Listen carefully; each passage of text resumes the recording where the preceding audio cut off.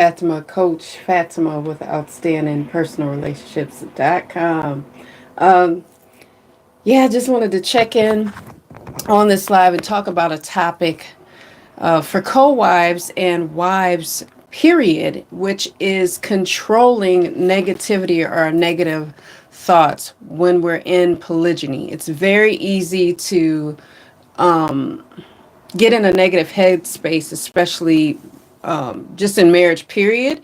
And if you're married in polygyny, it's super duper easy because then there's another side to the story. And if you're just used to having it whereas though you have just you and your husband and you're practicing monogamy, you can say, well, it's my side and my husband's side.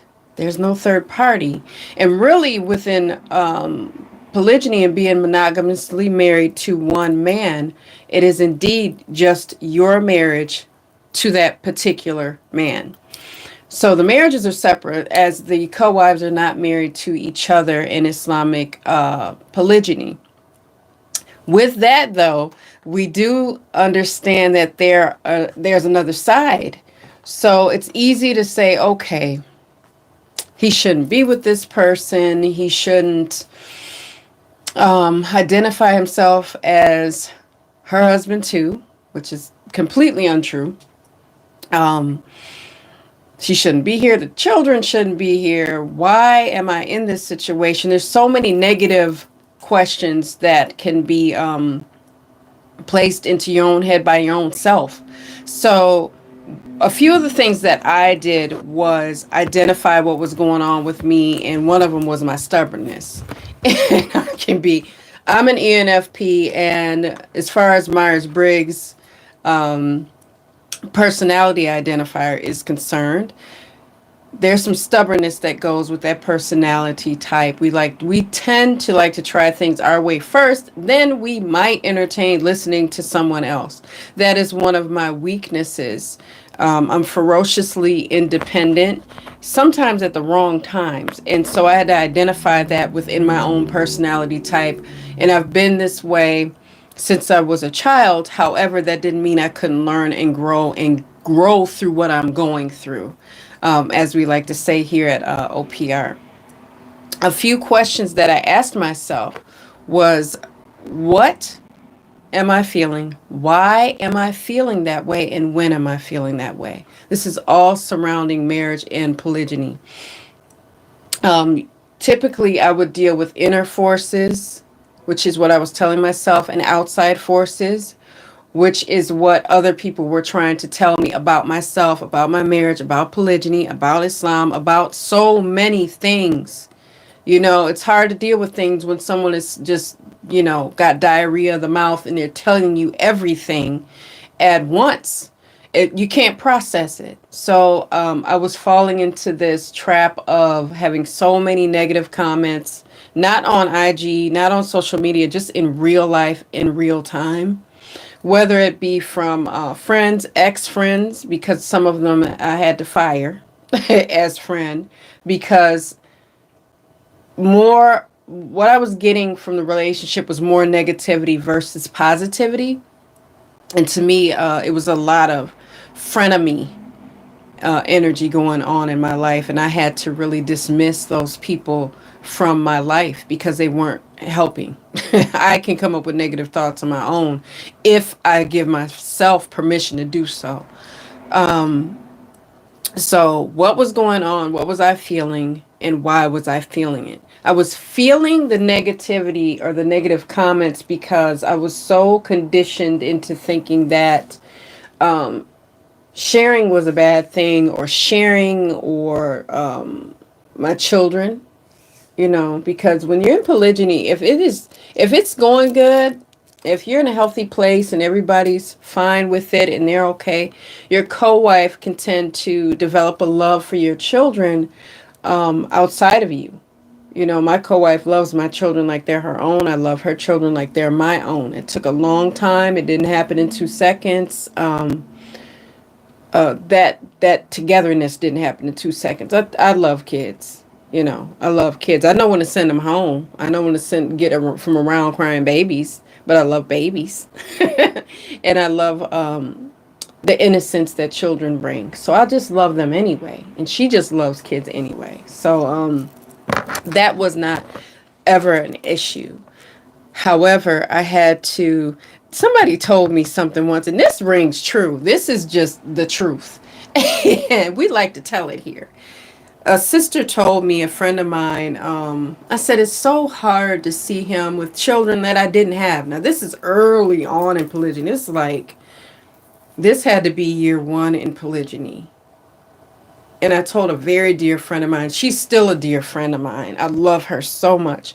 I'm blessed to have a lot of powerful women in my life and very gracious women, very intelligent and emotionally mature women in my life. She told me something once. She nailed it because she knows me. She's been knowing me for over 20 years. And she said, you know what, Fatima, the reason why you feel weird about kids that aren't yours, that are your husband's kids, is because you have to think about what men and women do to get kids. You have to think about him having a physical relationship with someone that's not you. So that's why it's difficult for you. And I was like, you know what? She's right. That's weird to me. And so, as funny as it is now, it was not funny then. And if you guys are new, again, I'm Coach Fatimah with OutstandingPersonalRelationships.com. So I'm the initial wife. Just so that people have some background that might be new to our channel and not know who I am, or get my co-wife and I confused, which has happened before, and that's okay. But my friend was right when she said that, because it was a whole new world for me. This was so new to me that I didn't even know what end was up. I had no idea. So it was very traumatizing, because when you've met someone when they were 14 and now they are over 30 and they have 2 wives and many children, you're kind of going, okay, what happened? I just checked and I was 15. It just was weird. And I think for me, the reason why I've never been someone that would hit a woman about my husband, I'm speaking about when he was just my husband, that would never really get mad at a woman that thought he was good looking, is because I wasn't blind to him being good looking. So why should another woman be blind to him being good looking? That just sounded crazy to me. I had one lady one time, guys, this is funny, because I was 20-something-year-old Fatima. I wasn't the one that's over 40. The 20-something-year-old Fatima, she was set up different than this one, meaning I could go there with you real quick and get you all the way together. He was at a community function, and she was a brown sister. She came over to me, and she saw him speaking to me, and she said, "Is that your husband?" I said, "Here we go. Let's go down the rabbit hole together, girl, so I can get you together." And she said, "Oh, he's so handsome." I said, "Yeah, I think so too." And then she goes, "Oh my God." And she's holding a drink. I wish I had a cup. She cracked me up. Wait a minute, y'all. I'm going to find some. Hold on. I don't even know if I told my co-wife, but we're going to laugh about it later. She had a cup. This is my pencil case. And she's got the cup in her chest, and she's got this sun hat on, honey. And she goes, "Oh my God, he's so exotic." She was pushing it, and I said, "Yeah, he is." And then I proceeded to tell her that, well, he's Puerto Rican and black. So I'm sure that, those two beautiful, ethnic backgrounds together, honey, he gonna be good looking. I just kept talking to her. But I remember feeling very angry. I'm like, if this girl don't get out my face telling me how good looking my husband is. I mean, I was different then. But as I grew and as I matured, I said, you know what makes me feel this way about children? And I said, it's what my friend said. It's hard to picture that your husband would be physical with his other wife. It's not something easy. It's not easy either way. However, that doesn't mean it's something that's an impossibility. It's not something that has to be alien to your existence. So I started working on what I was telling myself. So I was telling myself, don't say that certain children shouldn't be here just because you didn't have them. Because that would be where you'd be wrong. And there's some violence in making that statement. Because if the Creator allowed them to be here, then here they shall be. So when people would say, well, how do you feel about that, Fatima? And I would lead with, I'm not going to tell someone, namely my husband, our husband, and my co-wife, okay, my kids can be here because I'm first. However, your children should not be here because you're second. You know, I was careful about what I told myself. So I knew what I was feeling. So if I was feeling frustration, jealousy, a lot of people would put that lack on me. Yo, she must be lacking. People asked me, was I sick? And I had lost some weight, but people asked me, was I, they're trying to figure out why this happened. Are you sick? And I'm thinking, are you sick? Why are you asking me, am I sick? And who talks to someone like that? I'm just not that way. I don't pry like that. But some people just wanted to make sense of it, but you don't get to try to make sense of it at the cost of trying to hurt my feelings. That's what we're not going to do. Another question is, why are those feelings present? Are they natural? It's natural to be jealous, but to want someone to have their family destroyed so that your family can be whole and not separated or in a polygynous relationship, that's a whole nother energy that is negative. So I never wanted that. I still don't want that. That's not my goal. My goal was never to get married, to get divorced. I don't know too many people that do that unless they're on 48 hours or looking for the insurance policy or whatever the case may be. But for me, I came from brokenness and I didn't want to facilitate brokenness.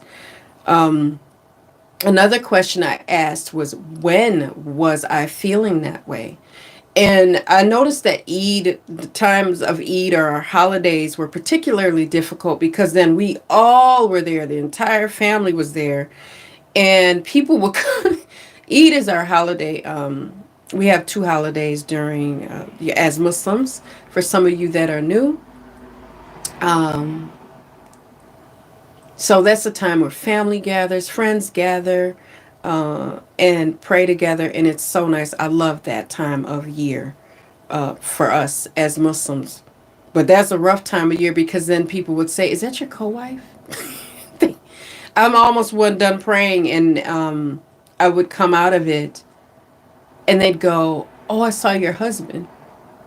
Is that your co-wife? No, you saw him with, you know what I'm saying? It was just, of course that's my co-wife, and they just wanted me to say it was or acknowledge it, or some people just genuinely didn't know what to say and ended up putting their foot in their mouth, and they just didn't know. And that's okay.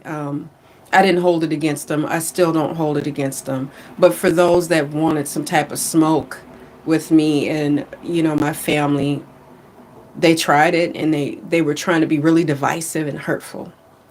You remember, guys, I always say you don't have to hit someone to hurt them. And you don't have to hit someone to be violent. You can speak violence from your mouth. And that happened often. I had people ask, were we divorced? And I had to tell them, oh, absolutely not. And they would go, oh, okay. Because they saw him with my co-wife.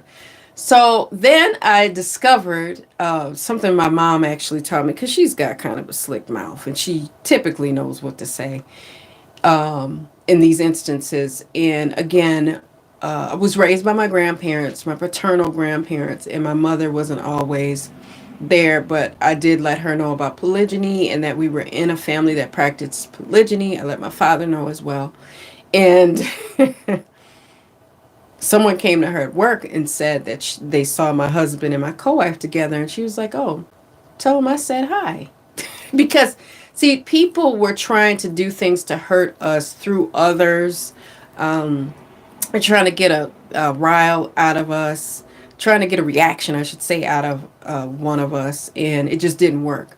So I decided from that point on, when people would ask me or say they saw them, you know, and I genuinely am very careful about what I tell myself.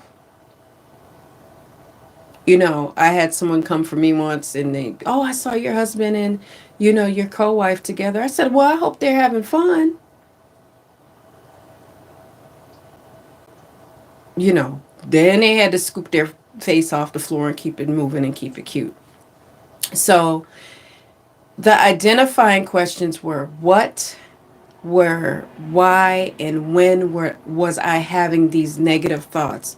Typically it was around the energy of others that were giving me some negative feedback, or just the typical normal, you know, negative thoughts that sneak into our own head. And it's about changing the narrative. So instead of going, why is he over there at the other house and not here? It turns into, why shouldn't he be over there at the other house? Because today is that's where he's supposed to be. When I started changing what I was saying to myself, then I started feeling better. And then I started to enter that journey of healing and triumph. You know, not scores, not keeping scores, not getting brownie points from our husband, but collecting good deeds and doing what was right and doing what would make me feel better. And what made me feel better is controlling what I said to myself. And controlling what I said to myself helped me control what came out of my mouth. It took me a minute, but it works. In documenting my wins, I journaled so much early on in polygyny. I journaled a lot and just captured the day. Now, one thing that I don't do in my journals is say names or anything like that. If things are going bad, oh, I had to deal with demanding energy today. That's what I'll put in the journal. Who knows what demanding energy is? I know what demanding energy is, you know, and that's something that's for me, and that's something that I've used, because I said, you know, it's anything could happen to me and my children, and my husband find these journals and be hurt by them. That's not what they're for. I'm documenting my journey and I'm documenting my growth. So I have journals from like 9, 10 years ago, and I see the place I was in, and now I see where I'm at now. But then I get to go back and look at all that work. It's incredible, because I did not think I'd be here helping with polygyny and coaching polygyny and being on YouTube. And I remember my 8-year-old was telling me a couple months ago that I was a YouTuber. He already said his father's a YouTuber. Like, that's what he does in his mind. And he told me, he said, Umi, mommy, you're a YouTuber. And I was like, you know what? I guess I am. I'm a coach, but I'm here on YouTube with you all. But remember to ask yourself those 3 questions. What am I feeling? Why am I feeling this way? And when am I feeling this way? And do your best to control what comes out of your mouth by changing the narrative that you put in your head. If you guys want to learn more about marriage and polygyny, especially polygyny, please visit us at outstandingpersonalrelationships.com. And we also have a relationship mastery inner circle, and you can join there at outstandingpersonalrelationships.com/RM for relationship mastery. Again, I'm Coach Fatimah. Also, follow us on our social media. So on IG, we're Outstanding Relationships, and here on YouTube and on Facebook, we're Outstanding Personal Relationships, and we go live multiple times a week and stay connected with you all. We have some Q&As with our Relationship Mastery Inner Circle. We train once a month. You get all 3 of us training: Coach Nazir, Coach Nyla, and of course, me, Coach Fatimah. And we do have Q&A audio workbooks for our RMIC members. So check that out. I'm going to leave you guys with a little GLC. Make sure you're growing intentionally, loving fearlessly, and connecting on a higher level every single day. I'll see you guys in the next one. Assalamu alaikum. Peace.